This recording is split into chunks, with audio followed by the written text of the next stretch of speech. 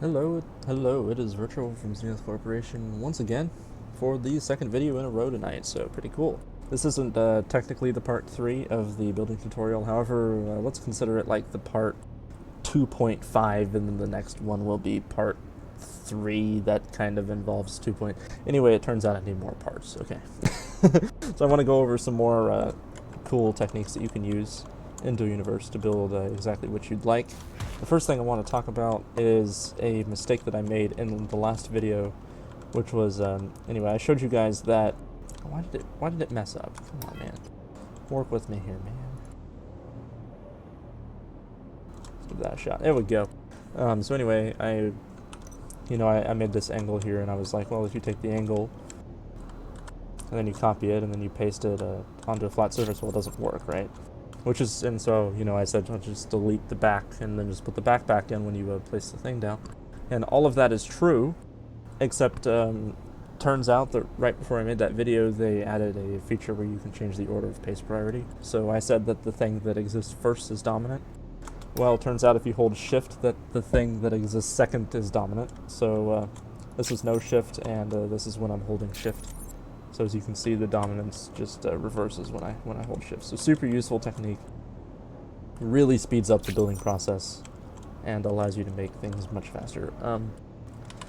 Now the filling in with the line still applies in the normal way. If I want to fill something in with a line, I don't want to hold shift, and obviously that still applies. I think also if I held shift, we would get some interesting things happening. Yeah, so don't hold shift when you're filling with the line.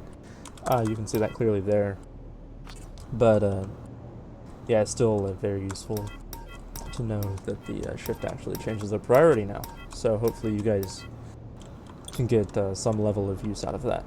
Another question I had a lot was, where'd you get the voxel libraries? How did you do this? How'd you make them? Of course, I didn't make them myself. I'm not nearly that patient. They were made by people like BIA, Destron, people like that, okay? And all of these things are open source, and they are given away on Tioma at the Hadronic Library of Tioma. I think I said that right, which is run by Grimstone. So if you need anything, stop by there and grab the blueprint for the libraries. Super useful. I also gave away that cheap library blueprint that I showed in the part 2 video. Anyway, today we're going to pretty much avoid the use of libraries and go into some techniques you can use with your basic tools. So I talked about the paste priority changes. Now I want to talk about how to make curves. People like Virtual, how do you make the curves? It's so complicated. I can make the angles now, but not the curves. So, I show you now. So I'm actually taking the cylinder tool and control scrolling it so that the size is larger, and then if I select just the center and control scroll 3 times, I think that was 3, and let me count again, 1, 2, 3, and then hold Alt, I can actually just cut it out, and look at that. We've got a cylinder. Super easy. So this is also the curve, and you can feel free to select any bit out of this curve and just copy it however you need, like so. And yeah, very useful. This, however, is a 2x2 curve, which isn't ideal for some aspects because it uses twice as much space and also voxel. So if you would like a 1x1 curve, you either have to make that using the reactor set, which I'll probably have a separate video on, or just grab the circle set from Grimstone. Super useful. But how this is applied here, like that circle piece, I just use it right here in this really cool border, and it looks great. And it was a super easy technique. I didn't have to put really any work into that at all. So yeah, so this is how curves are made in general. Now I also want to talk about making cones. This is something I think that really surprised some people when I showed it. Actually, this wasn't, I actually learned this from somebody from New Genesis. Really cool. And I'll show you how to do it today. So we're going to start with a base circle, and then I'm going to select the middle, and then I'm going to scroll down 1 time. Each time I build the circle up. Okay. So, and do this for the extent of how tall you want your cone. Now, this process, if you're following along directly, actually ends up cutting 4 voxels off of the cone's height. So if you need a cone that is 10 blocks tall, you should make sure you build this step 14 blocks tall.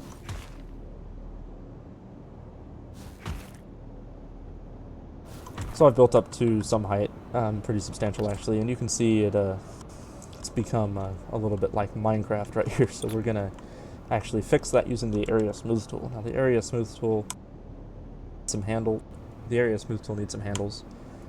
So go ahead and place along the area actually some handles like this. Make sure that they are well out of the way of the bottom of the cone.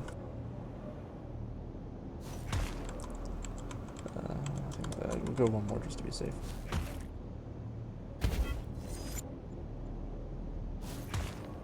Yep, and then just the last one. Doesn't really matter where these are. It's simply a tool that allows you to grab things. So I'm going to grab the area smooth tool, which is on my hotbar number 4, and I'm going to select the entire thing.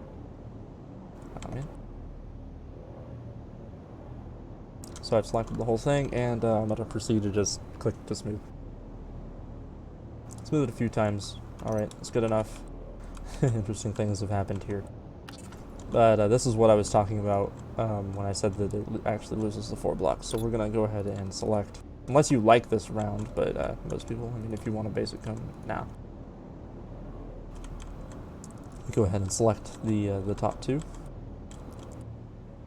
And then we will Control X these. There's a little bit of jankiness that has happened.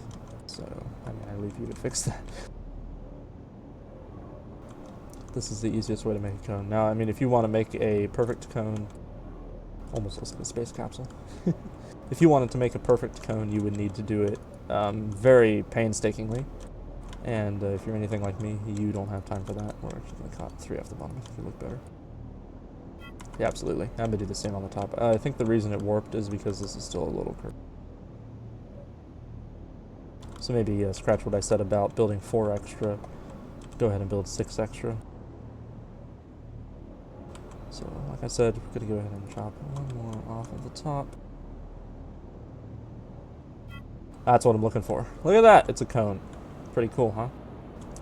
Now, if you want the hollow cone, you can actually go ahead and make the circles like this first. And then you can stack the circles like I did just here, except when you smooth it, then it will be hollow instead of being solid like this. Obviously, you can just as easily hollow this out. However, it won't be quite as efficient. For example, no, I messed up. What is it, one more? Yeah, so just like that. And, you know, one of the ways I saw this cone actually used was like a thruster housing almost, like someone put the large engines in here or something, or an extra large space engine, and it looked really sweet. Very impressed with the things that can be done with this. Now you might find occasionally that there's some weirdness happening with the actual thing, and you can just pull out your smooth tool and just you can proceed to smooth these things into oblivion. That actually looks like a texture bug. But, you know, with some amount of smoothing, you can get this about how you'd like. Obviously, it's not perfect, but, you know, sometimes we have to settle with not quite perfect in life, don't we? That is the technique that we use to build cones. Now, you know, maybe you want a slanted and 3-axis thing. Like, the Tetra's great, but the Tetra uses a ton of, maybe make a better demonstration. Like so. I mean, this is so much used voxels here, and you know, if you try to break them, you know, maybe you go to your like, a lot of work. Oh no, I messed it up, right? So it's so painstaking, and you never actually get the back looking good. So what you can do is you can use actually the same cut technique.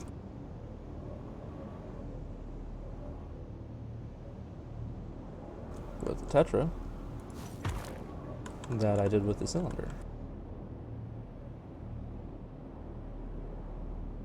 So I'm just gonna turn it until the alt is where I want it. Yeah, like so. And I'm gonna move it just about there. And then I can proceed to cut like that. And I could actually have done maybe a little bit more. And that is, I mean, you might have to do a little bit of trial and error.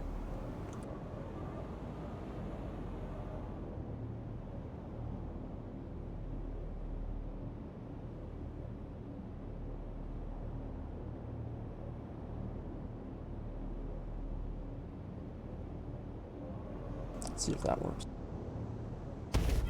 Yeah, look at that. And I mean, for the most part, it didn't quite work. So it needs to be a little thicker here. But you get the point nonetheless. You can actually make the hollow tetras. And this can be really useful for building ships just however you like. And with the tetra tool, you can do basically any shape. Really, of the tetra, you can make it more tall, maybe more out, square if you'd like. I mean, just however. And this is great, especially if you're making a bigger ship that doesn't have to be, perfect down to the, vertex. Really great for government work. The last thing I'd like to talk about is something we call the area shrink tool, and then a very basic application about how it works. Area shrink tool, aka smooth tool. So if I just place a basic single voxel here, I actually take my area smooth tool, I can make it max size, and I can smooth, and as you can see now I have a small block. And if I keep doing this like another 2 times, then the block actually gets smaller and smaller until eventually it becomes a very small point. But I can I can grab these, and I'm going to show you how to make a handrail out of these. There's a number of different uses for these. You can do a ton of cool things depending on what you'd like to do. Even just pasting these around makes things interesting. So then maybe we want something like that, right? And then maybe we go down. I don't know. What's something that would be cool, like a little spike on top? Let's see if I can make that happen.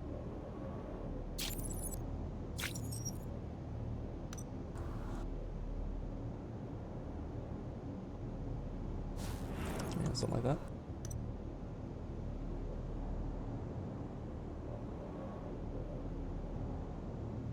Yeah, I mean, check it out. It's like, so what we've done is we've built a handrail, and then I can, of course, take the handrail, making sure to select all of it. And then, I mean, I guess it depends on what height. No, I messed up. Depends on what height you want it at. But, I mean, just very simply, and then also you can do one more up if you'd like. Just any number of configurations. So that's, I mean, a very simple handrail. And there's a billion different ways that you can make that how you'd like. And also a billion different uses for this small block. There's, I guess, one more thing as it loads. I'll show you about this block. And it's that actually uses. I can actually put these beside each other and make a panel. Yeah, and lengths, and so on and so forth. So I can actually end up getting kind of expanding, if it were. Where does it exist? Yeah, there we go. And offsetting a block. So this is like an expanded block, for example. Anyway, that's just maybe a hit of voxelmancy for the day for you. And speaking of voxelmancy, I think you guys should definitely go check out Tordan on YouTube. He makes some really good videos, way above the skill level of myself. And if you look at this stuff and you're like, this is easy, I know how to do it already, time to go watch his videos. Highly recommend. Anyway, I'll see you guys later. Thank you for watching. I hope you learned something from this video today.